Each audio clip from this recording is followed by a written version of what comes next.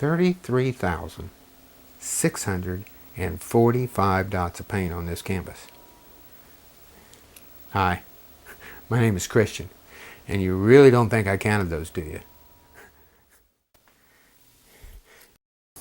This technique, where we paint with dots of paint, I don't think anybody's worked with it in 100 years. Since Pissarro and Seurat invented pointillism, I'm not aware of any artist who picked this up and decided to work with it as their own art. And I know why, too. I mean, this is the most debilitating technique that you can work with. You saw as my eyes, I get up close, I lay that dot in, and of course I have to get tight, body stiff, drop that dot in perfect. You can't twitch, so it's hard there. But the getting back and forth, get up here, make sure the dot's in the right spot, get back there, see if it works within the image that you're trying to achieve. What happens is your eyes, getting up close, getting further back, getting up close, getting further, that absolutely destroys the eye muscles. I've gone to where 24 hours I couldn't see. I had to get a good night's sleep before the eye muscles would finally come back and focus my eyes again. But I have found a way to solve that problem.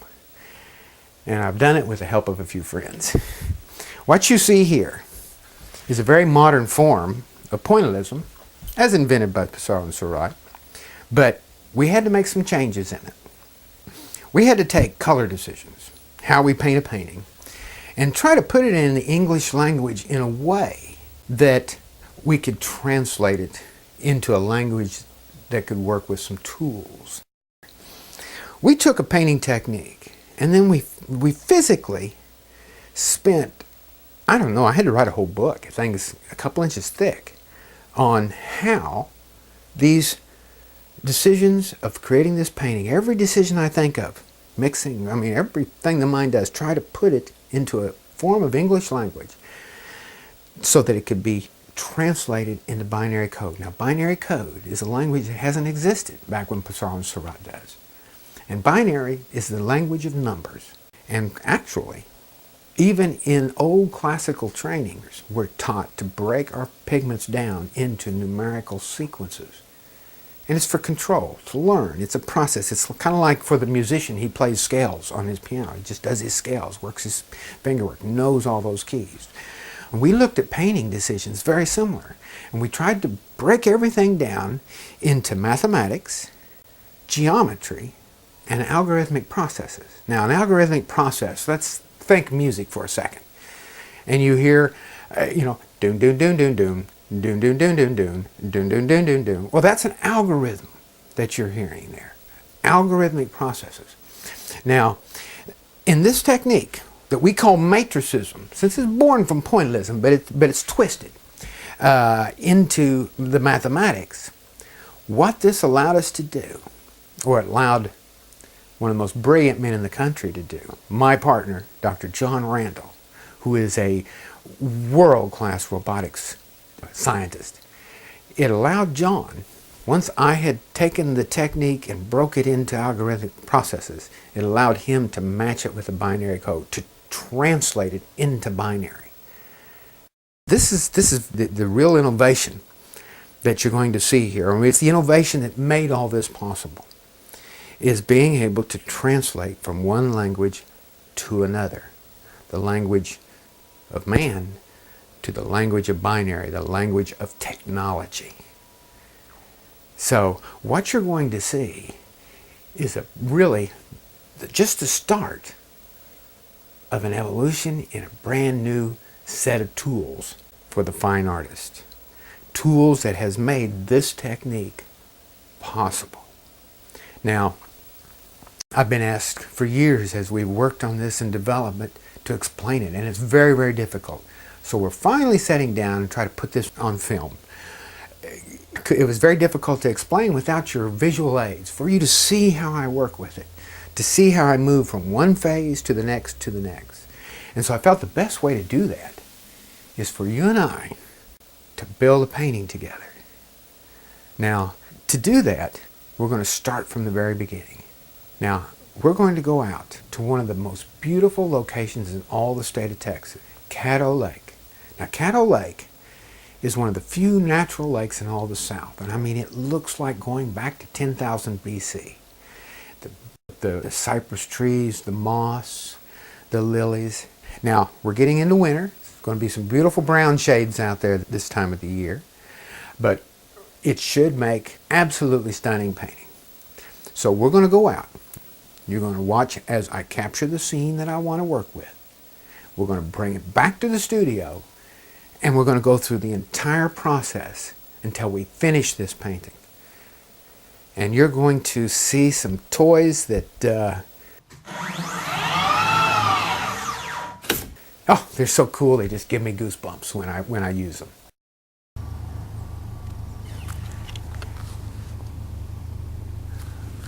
Okay, now we've entered the cathedral, one of the most beautiful spots on Caddo Lake. Notice all the horizontals that we have to work with, verticals. It's absolutely stunning. I think we can get a good painting from this.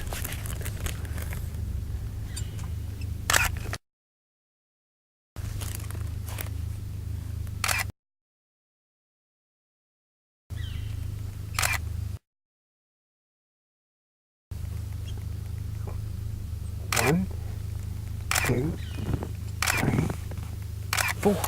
As you noticed, I panned, and then I'll put these together later into one large photograph to capture a lot of this material.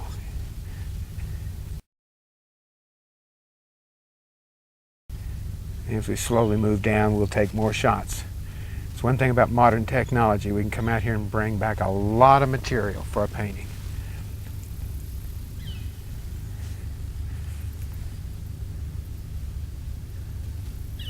Sometimes when you think you have a perfect shot here on location, when you get back to the studio and really study the elements of design, you'll find it lacking. So when I come out, I just do a lot of photos. And of course the artist, well, we might take something from one and take something from another one. It's our license to compose with our material. Oh, look at that, beautiful.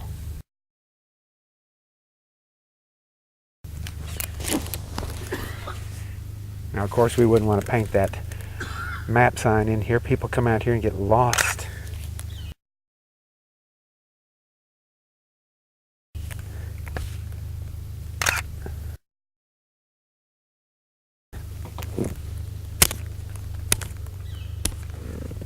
Yeah. Okay, we're coming around the bend, and we'll be leaving the cathedral here in a few moments. Very important to do this when the sunlight is just right, giving us lots of shadows. That creates interlocking shapes, and they tie a painting together.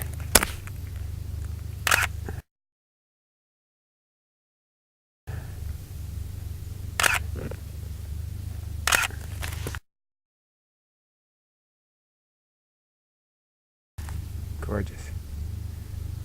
I think we got it. Not bad. Cut!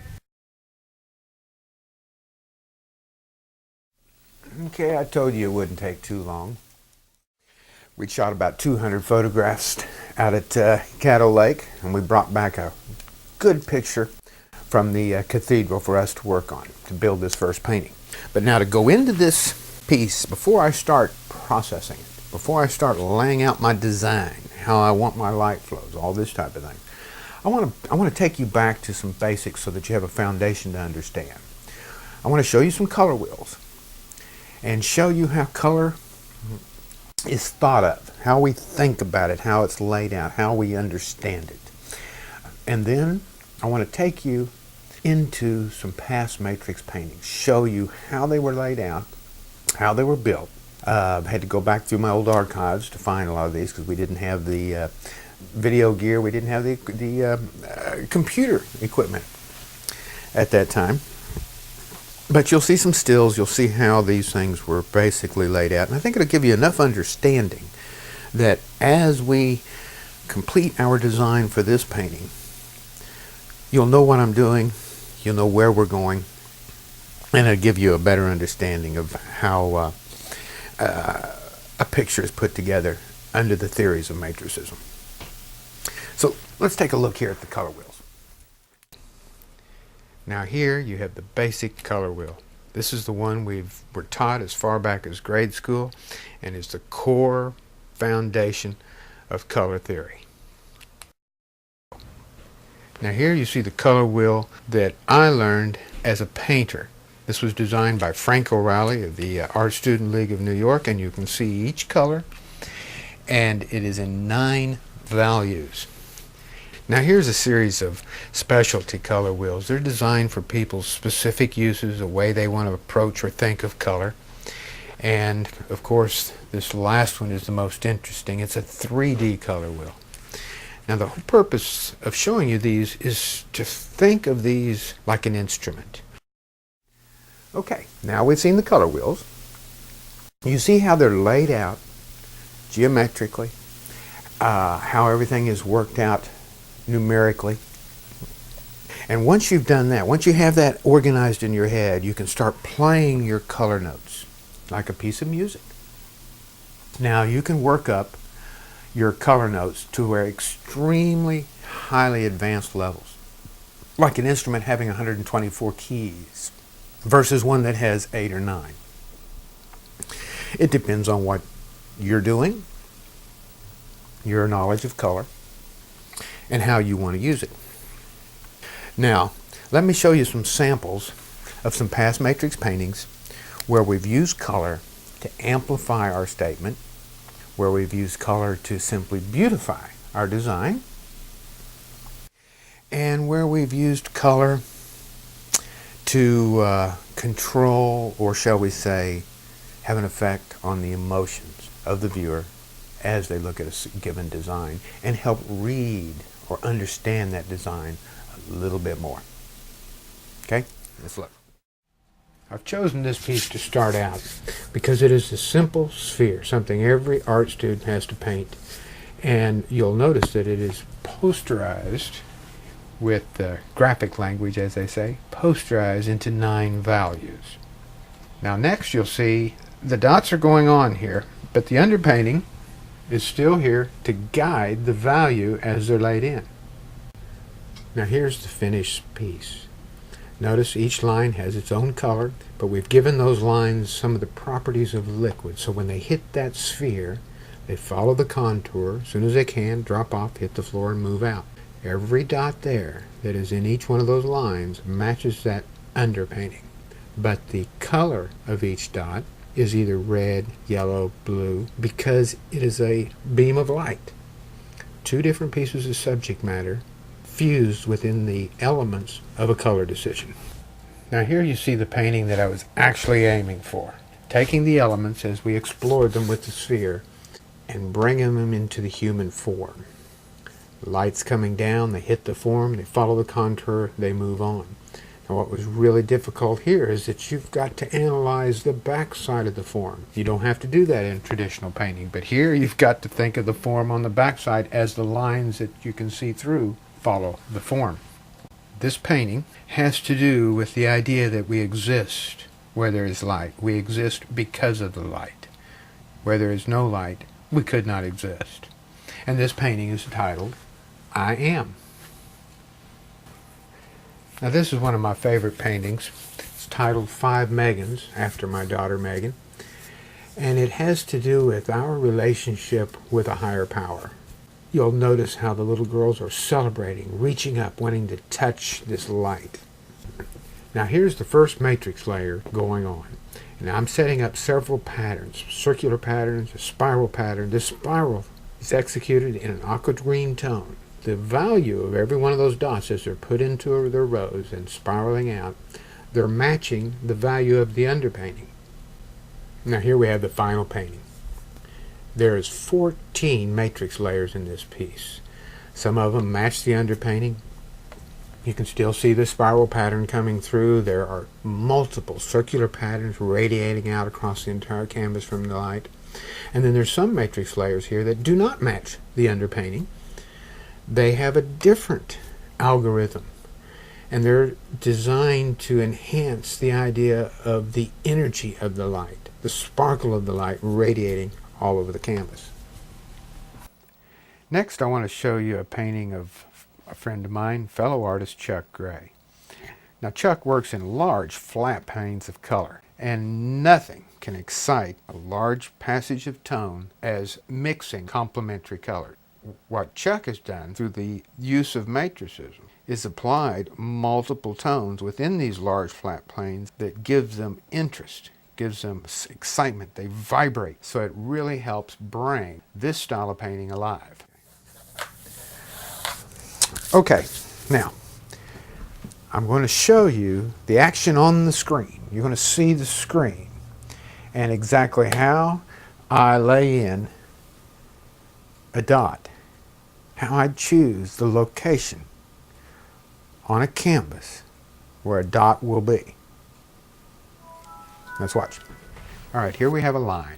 Traditionally, we think of this as a line with a certain length, whether it be in inches or quarter inches, however long. But in computers, we think of pixels. And with our technology, we work at 30 or we can work at 60 pixels per square inch. Now, what's interesting is if I want to put a single dot of a certain color in a precise location on a canvas, I draw on my virtual canvas in the computer a straight line that is equal to the radius of the dot I want to put down. If I want to put down a quarter-inch dot, which would be roughly a 7 pixel dot, then I would draw a line that is 7 pixels long.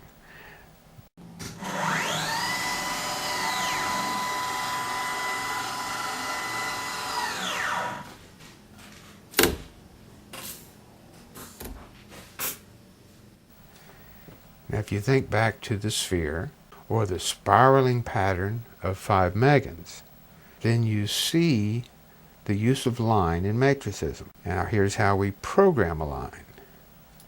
Now, if we think of 30 pixels per running inch, I've just drawn a line that is several hundred pixels long. So I go into my software and say, discover this line, and along that line fit as many 5, 6, or 7, whatever number of pixel-sized dots that you can on that line. Now I can program this in a way that allows those dots just to touch, just perfectly, or I can tell it, leave a little space in between each dot as it goes on, or the reverse, and let those things just smash into each other, almost step on top of each other.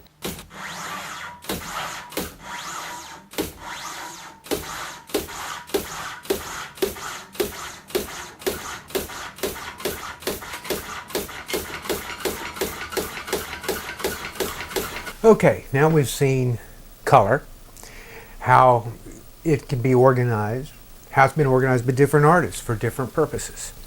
And of course, once you see all those color wheels, you can start thinking of that wheel itself as an instrument to be played. How you choose your harmonies as you put colors together.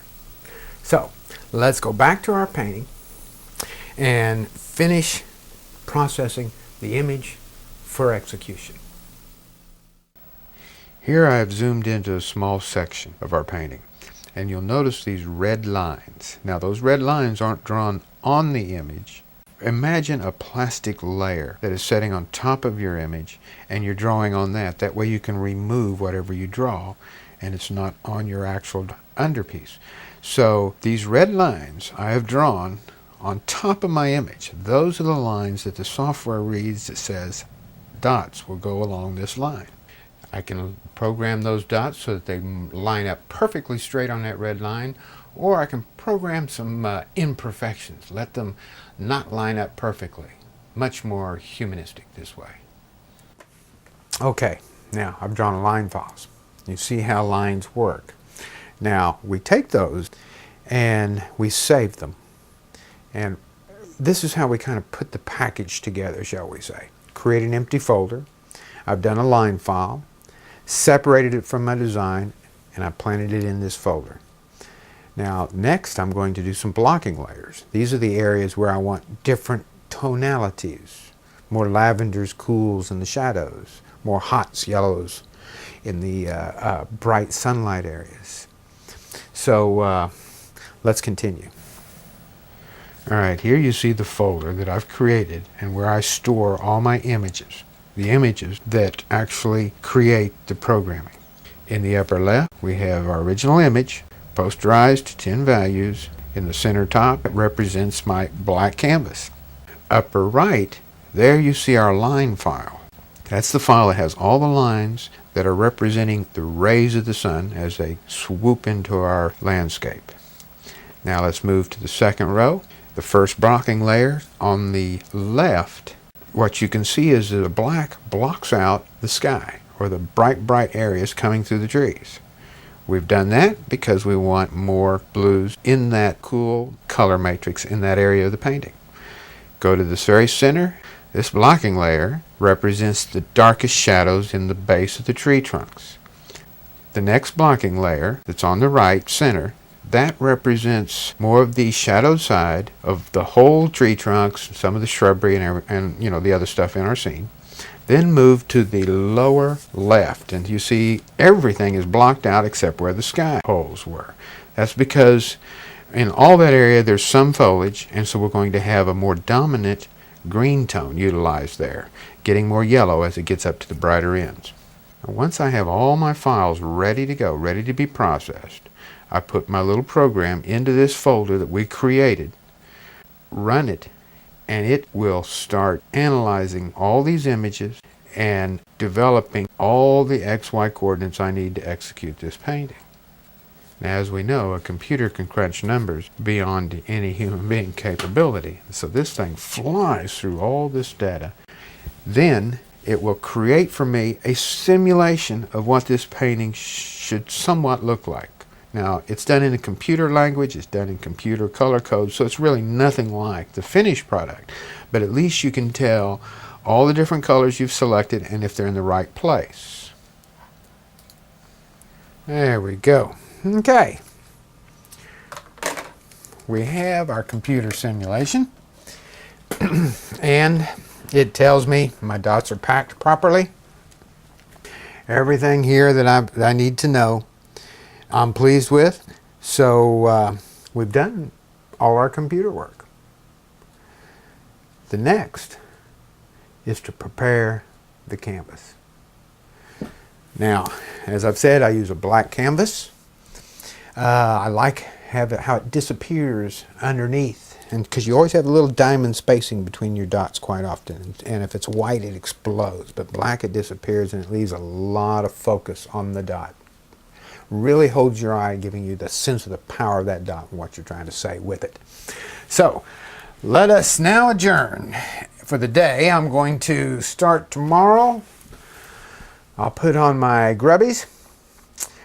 We will probably have to mix up a couple tubes of paint because I'm not sure if I've got all my tubes ready, but we'll see about that. And we're going to spend this week building our Cattle Lake scene. All right, as you can see, got my grubbies on. Now, before we get started, the first thing we've got to do is gesso our canvas, because I like that black canvas.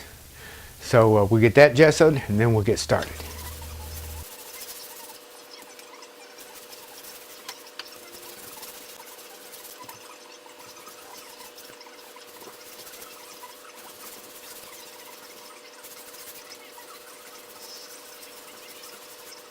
All right, see, whipped right through that one, didn't we? Okay, we're ready. I've got my canvas here mounted on my table, but I've got to adjust it to make sure it's absolutely perfectly flat and parallel with our robotics.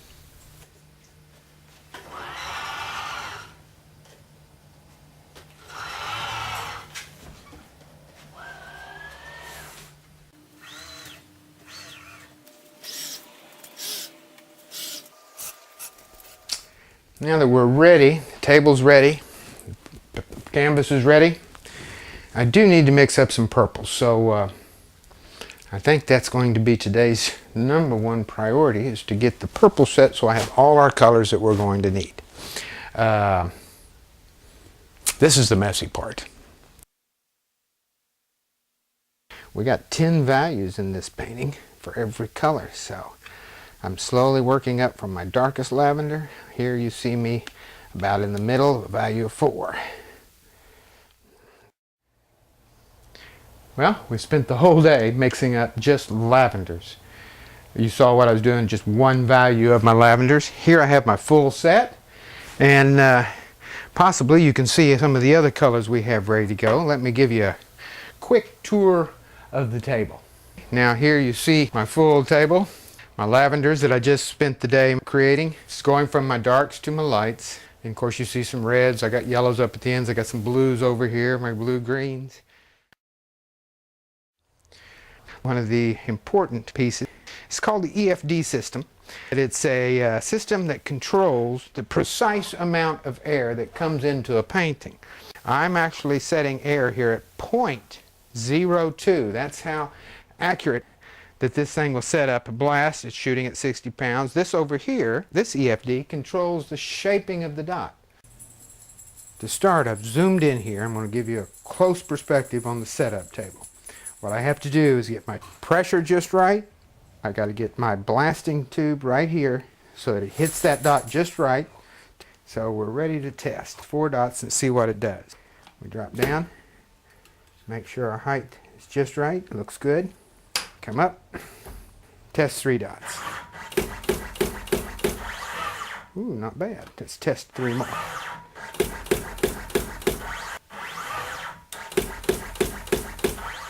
All right, we have tested our dots. We have a size that I want. They spread nicely.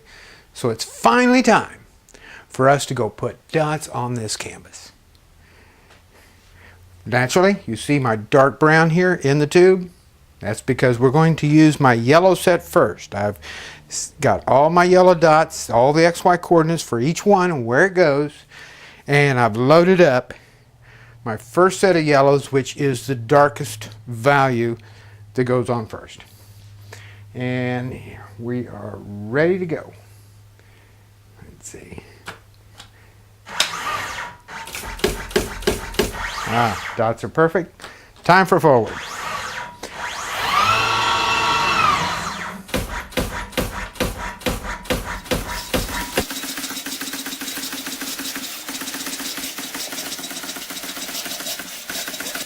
Uh-oh, got a boo-boo.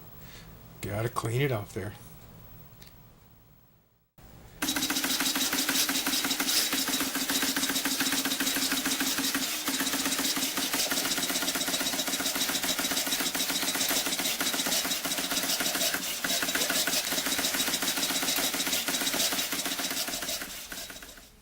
Absolutely perfect, just what we wanted.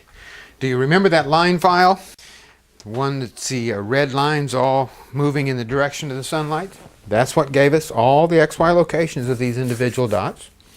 And you'll notice that they're fairly gnarly, uneven. That's what we want. We have all these variables to deal with in the pigments. Since I mix each one individually, they all have a little differences in the viscosity. Also, when you consider controlling my pressures and speeds and all the other variables, it makes for that very uneven, sometimes called sloppy dot. But that's what I like. It's almost as sloppy as when I had to do it by hand. So that's what's wonderful about this technology, is that it assists you without placing its own mark into your artwork. So we're ready to move on. We want to put in our lightest blues. I want to get those up in the sky. Then we're going to jump to the darks and start getting our lavenders. And that's when you'll see this image really start to come out. And we'll stop in between each one of these sections when it's put on, bring you up to date on where we are. But we're going to move pretty fast. I'm going to try to do some cuts here, make it a little bit entertaining to watch this thing materialize. And then in the end, we'll stop and we'll analyze and discuss what we've accomplished. And we'll take some real high resolution images of the painting so that we can have those at the end. You can really study it. So let's move on to our light blues. I've got to get them loaded. Now you'll notice I put in the light blues right after the yellow lines. I wanted to put in my brightest tones first. Then we'll jump down to the darkest.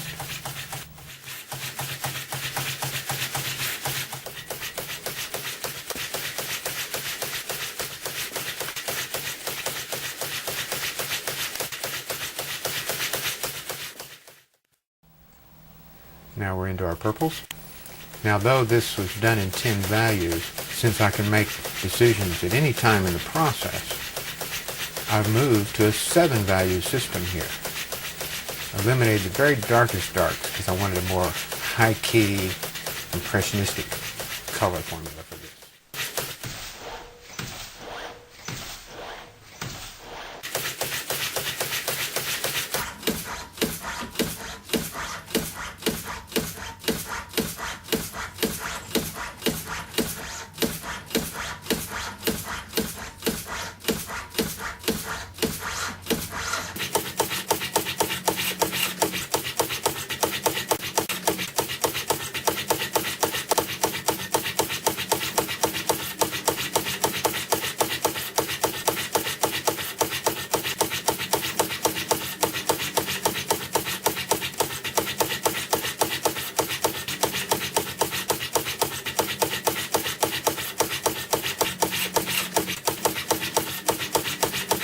Dead.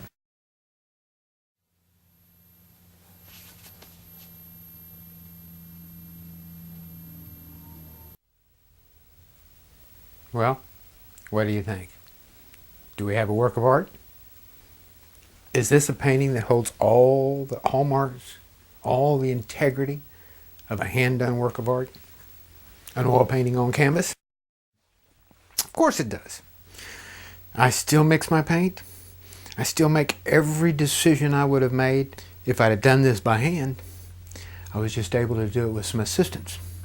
I was able to do it faster. And I was able to do it without the physical stresses that come with working in dots of paint.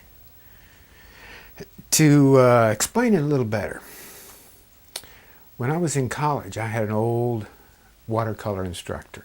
And his attitude was that he didn't care what the weather was like. It could be pouring down rain. But if you were going to paint a painting outdoors, you took your umbrella out there, you sat up and you painted, because only in front of Mother Nature could you really see the true colors, the true vibrancy of what you wanted to capture. Well, after college, and I went to New York to study, I meet all the big guys.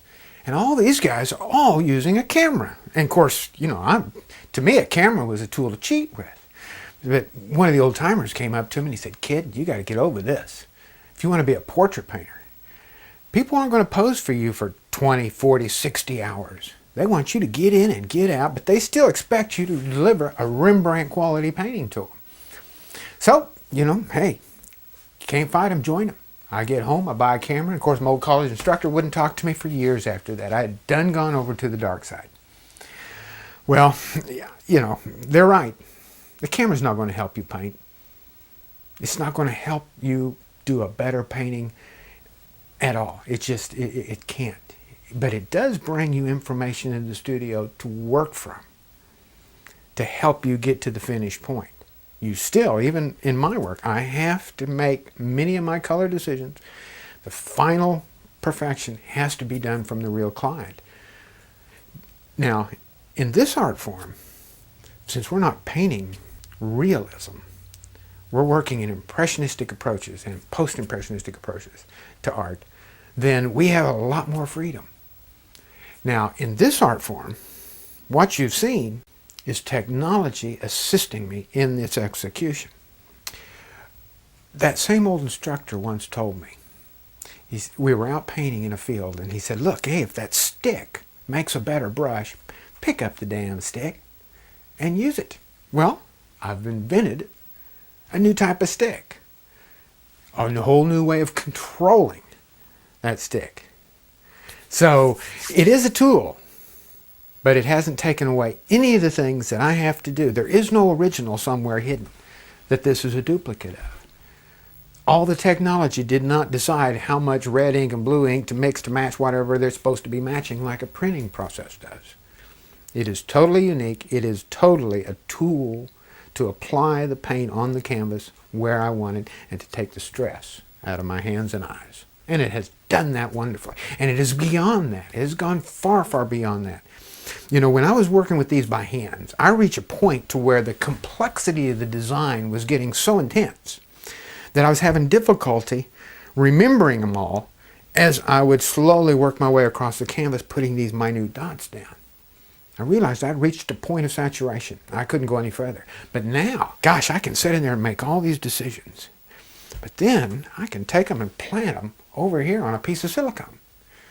Then I can go over here and I can make all these other decisions, and then I can take those, plant them on another piece of silicone. And I can keep doing that. So all of a sudden, there is no limitations to the complexity that I can bring either to the color analysis or the design conception. It has expanded my capabilities. So it is an enabler. Now, is the product in the end, what's its uniquenesses? This is a painting done in matricism. What is matricism? Based on the word matrix. What is a matrix? A diamond has a different matrix than coal. What's the matrix of water? H2O. 2 hydrogen and 1 oxygen element coming together creates water. What is the matrix of a color decision? You got a little chip of paint, you got to run down to the store and have them match it. Well, they're going to match 3 things. What the color is, the hue, that's whether it's bluish or eggshell or whatever you're after. How light or dark that is, and then how intense it is or how soft and subtle it is. There's 3 components to the color decision, and that's what they answer every time you go in and you say you want to match this color. Well, if you take all the paintings that you can imagine in your mind, all of them that I'm aware of, if I take a note of color on that painting and ask myself, why did that painter mix up this color? He mixed up the value of that color, the hue, and the intensity of that color, and then applied it to the canvas. He was applying those 3 elements for one piece of subject matter, whether it was a field 150 feet into the picture plane, passage of color on a shirt, piece of blue sky, but it was one thing. In matricism, we look at those 3 components of a color decision, and we don't compile them and then base them on one thing. We'll base an individual component on one thing. For instance, like in our sphere, the lines coming down, each one of those lines was a color because it was a separate color of light. A yellow color light, a blue light, a red light. But it was a light or darkness of each one of those dots in those lines because of the design of a sphere underneath it. The hue matched the light. The light and darkness of that hue matched a design of a sphere. 5 Megan's the same. The spiral pattern, the first one we saw, it was aqua green because I chose an aqua green spiral pattern. But it was a lightness or darkness of those aqua green dots because of the design of a little girl dancing below a light. 2 separate pieces of subject matter fused within the decisions made for a single color decision. This is what's unique about matricism. I don't see this in any other work as a complete theory. So, I hope these have answered your questions. It's been a fun experience putting this together. People have been asking for years, how do you do it and what is it? And hopefully this answers all those for you. Now, the final thing is about our piece that we worked on. Well, I've been in these green things here lately. I mean, I've been really enjoying greens because I rarely get to work with those in portraiture. So I wanted to keep working on these theories that's been going on with this piece, even though most of the green is turned kind of brownish out there. So I think I'm going to go do it again. And this time I'm going to employ a little bit more of the old master's approach, get into some golden browns and all. And that might be fun. And what's cool, I don't have to redo everything. I have so many decisions made on silicone that I can go in there and just tweak them if need be. Because the primary thing I'm going to do is mix up new sets of colors. And that's where the heart of painting is the colors you mix up. So I got to mix up some new colors and run it, see what happens. So, hope you've enjoyed. I'm going to go back to work. Touch base with you later.